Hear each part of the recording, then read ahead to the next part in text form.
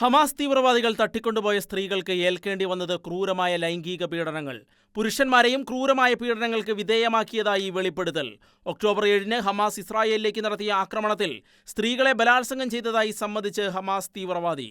ബന്ദികളുടെ മോചനം സാധ്യമാക്കാനുള്ള നടപടികൾ വേഗത്തിലാക്കണമെന്നാവശ്യപ്പെട്ട് ഇസ്രായേലിൽ പ്രതിഷേധം രൂക്ഷമാകുന്നതിനിടെയാണ് ബന്ദികളുടെ ബന്ധുക്കളും ഹമാസിന്റെ തടവിൽ നിന്ന് മോചിതരായവരും ഒരുമിച്ച് നെസറ്റ് കമ്മിറ്റിക്ക് മുന്നിൽ വെളിപ്പെടുത്തലുകൾ നടത്തിയത്. ഹമാസ് തീവ്രവാദികളുടെ തടവിൽ കഴിയുന്ന സ്ത്രീകൾ ദിനംപ്രതി ബലാത്സംഗങ്ങൾക്ക് ഇരകളാകുകയാണെന്ന് മോചിതരായവർ കരഞ്ഞുകൊണ്ട് പറഞ്ഞു. തീവ്രവാദികളുടെ തടവിൽ കഴിയുന്ന ഓരോ ദിവസവും എന്തും സംഭവിക്കാവുന്ന അവസ്ഥയാണ്. തോക്കിൻ മുനയിൽ നിർത്തി സ്ത്രീകളെ തീവ്രവാദികൾ ക്രൂരമായ അതിക്രമത്തിനും ആക്രമണങ്ങൾക്കും വിധേയമാക്കുകയാണ് ചെയ്തുകൊണ്ടിരിക്കുന്നതെന്നും അവർ പറഞ്ഞു.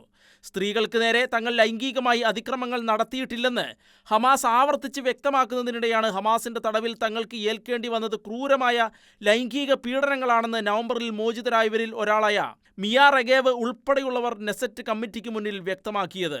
നേരത്തെ ന്യൂയോർക്ക് ടൈംസിനോടും മോചിതരായ ബന്ദികൾ തങ്ങൾക്ക് അനുഭവിക്കേണ്ടി വന്ന ക്രൂരമായ പീഡനങ്ങൾ വിവരിച്ചിരുന്നു.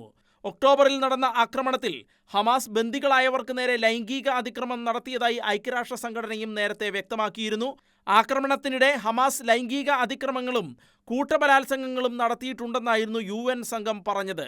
ഇത്തരം അതിക്രമങ്ങൾ ഇപ്പോഴും തുടരുന്നതായും അവർ സൂചിപ്പിച്ചിരുന്നു.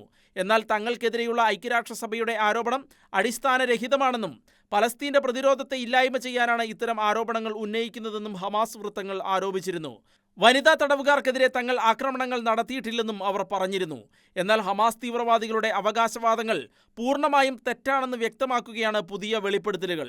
ഒക്ടോബറിൽ നടന്ന ആക്രമണത്തിനിടയിൽ ഇസ്രായേലി വനിതയെ ബലാത്സംഗം ചെയ്തതായി പലസ്തീൻ ഇസ്ലാമിക് ജിഹാദി ഗ്രൂപ്പിലെ ഭീകരൻ ഇസ്രായേലിലെ അന്വേഷണ സംഘത്തോട് കുറ്റസമ്മതം നടത്തുന്നതിന്റെ വീഡിയോ ദൃശ്യങ്ങൾ ഇസ്രായേൽ പ്രതിരോധ സേന സോഷ്യൽ മീഡിയയിൽ പോസ്റ്റ് ചെയ്തിരുന്നു.